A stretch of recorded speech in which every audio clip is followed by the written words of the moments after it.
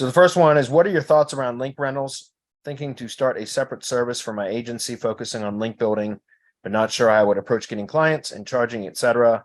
And whether rentals would be attractive. My idea is to go into a niche that is hard to get links, and permanent links are expensive, and be a little cheaper, but still maintain cash flow. Any thoughts would be really appreciated.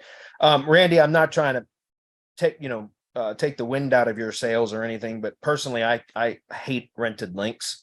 As an SEO myself, I hated ever having to rent links. So it's not a model that I would want to run as a business, if that makes sense. I always hated it. I used safe links for many years, but safe links were always rented links, and they were very powerful, and they would work really well. But and not so much anymore, because they weren't really relevant. But back then it was more about just power, sheer power. And so we could rent safe links, which were like, a lot of times were hacked links, links that were hacked into people's sites. They didn't even know it. But it was purely a power play, and it would work, but they were rented. And I always hated that model. Like, I just hated to rent links. It's like, if I'm going to pay for the link, it should be permanent, in my opinion. And so that's just not the type of business that I wanted to run. So I don't really have any opinions on how you would run a kind of a link rental business, because it's something I personally don't do. I never liked that model, so I never gave it much thought. And I'm not going to, come up with something out of thin air just to satisfy the question, when it's something I personally wouldn't want to do. So now, as far as how to get clients for links, as a white label link provider, it's not hard, because it's easy to find SEOs that you can sell links to, right? Especially if you've got a good product. I mean, that's the important thing.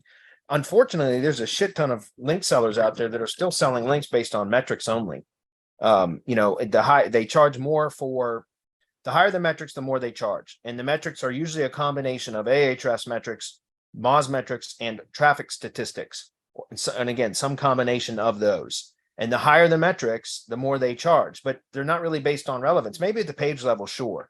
But at the referring domain level, they're not usually relevant, because they're usually selling links on multi-topic blogs that it's unlikely that the prominent or primary topical category of the blog itself, or the site that they're publishing the post on, is going to be in the same topical category as what you need it to be.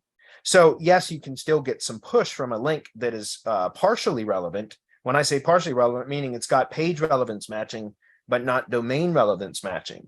So there is still value in those links, but they're not as effective or as providing as much value as if they were fully relevant. So again, my point is, if you have a good quality product, then you can probably sell links to, I found it, semantic links kind of exploded for me, because I've got decent links that are, 100% relevance matching. And it's kind of an easy sell when you have a good product and you know how to present it properly, right? So that's one way to do it. But to sell directly, like links to like business owners and stuff, I don't know how you do that. I suppose you can, but it's not something that I would want to do, because I think there's another question somebody was asking. The next question by Tyler: how do you guys go about charging link campaigns to your agency clients? I don't charge link campaigns to my agency clients. I charge retainers to my agency clients that include link campaigns. You know what I'm saying? Like, when you start trying to piecemeal or piecework, like what the hell's going on with my thing? It just popped open. That was weird. If you try to start like itemizing your, in my opinion, at least in the industries that I'm in, which have been mostly contractors my entire SEO career, I've worked mostly with contractors, home service contractors. They don't want to know all that shit. They don't care. It's like, I just give them a flat monthly fee for the monthly retainer. I might give them an itemized kind of list of deliverables when we initially form the agreement, right? Here's your deliverables. These are what you're going to get on a monthly basis, but it's all wrapped up into one retainer.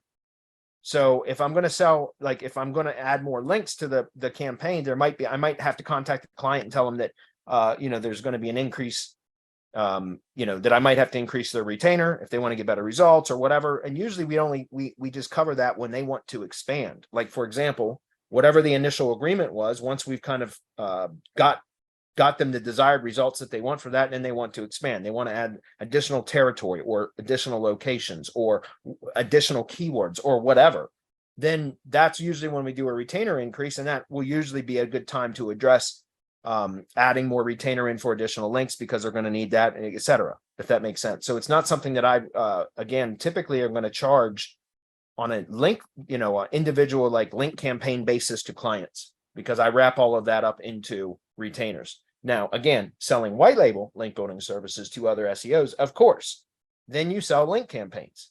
And what I do is I sell them, inexpensive, or I sell them below what, so that they can mark them up. In other words, what I expect is somebody's buying a $300 a month link subscription for me.